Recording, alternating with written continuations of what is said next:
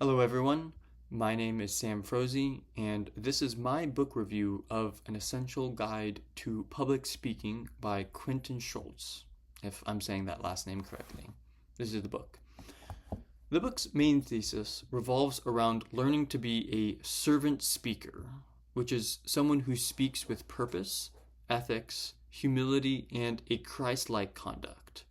Throughout the book, the author develops this concept by emphasizing how Christians should approach speech and communication, both in their private lives and in the public. Christians are called to represent Christ through their actions and their words, both living in the world but not being of it. We in America enjoy the great freedom of speech, the freedom of expression, which is a gift, which is meant for engaging with others made in God's image. Christians are called to evangelize and persuade skillfully, using rhetoric to inform, please, and persuade while grounding their message in the Bible. Our language shapes reality and should glorify God by seeking to serve others. This book addresses some of the internal struggles in communication, like fear, ego, and an over-reliance on technology. It encourages humility, confidence, and prioritizes authentic human connection over flashy tools in order to resolve some of these issues. The author also stresses the importance of God, community, and self-reliance as sources of learning. We should stay true to a biblical worldview and be authentic rather than preserving any idealized self-image that we may possess. Good speeches should have thematic unity, meaning that our words should match our end goal in mind. As we do this, we need to acknowledge potential weaknesses in our arguments as we are crafting our speeches with the audience in mind. Techniques such as analogy, metaphor, and storytelling are extremely helpful as we grow in this process.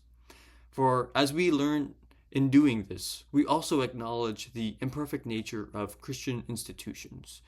We should not shy away from the recognition that Christians have made mistakes in the past and have failed, but that should not dissuade us from speaking confidently now, but also humbly in a diverse world that we live in.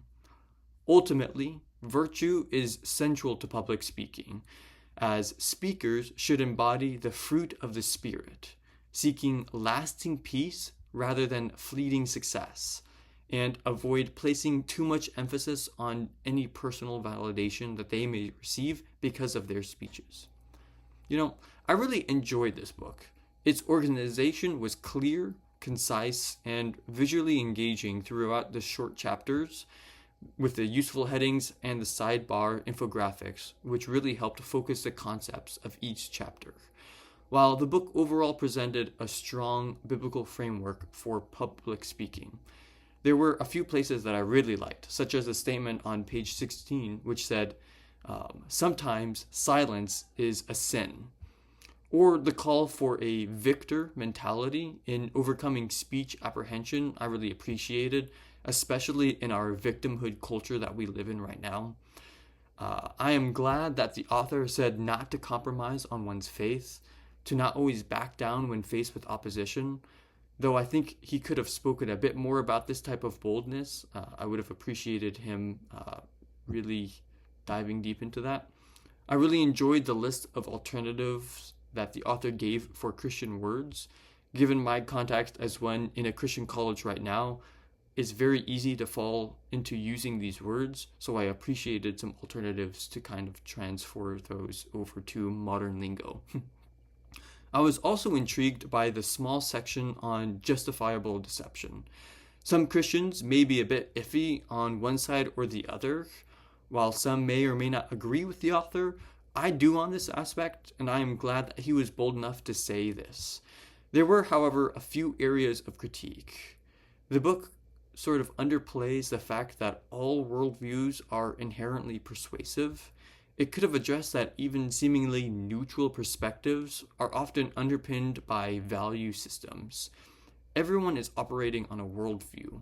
We just need to learn what that worldview is in order to convince others. Additionally, while multicultural engagement is encouraged, the book does not really adequately address how Christians can lovingly but firmly condemn some of the sinful practices that other cultures have. Although truth and love are central to Christian speech, the tension between those two, whether being love might seem to compromise truth or vice versa, is not really sufficiently explored in this book. He sort of skirts around both of these being against each other, and I would have appreciated him at least recognizing the tension that these have. There was also an emphasis on listening to authority figures, which is valuable, but the book does not really grapple with situations where authorities may conflict. Especially in the vast information era that we live in, it's hard to find truth, especially with different figures saying two different sides.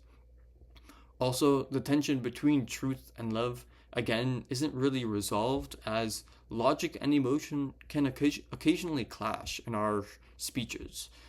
But those are only really a few minor complaints. Ultimately, I would certainly recommend this book to those who desire a great introduction to public speaking and how a Christian should operate in the public area of life.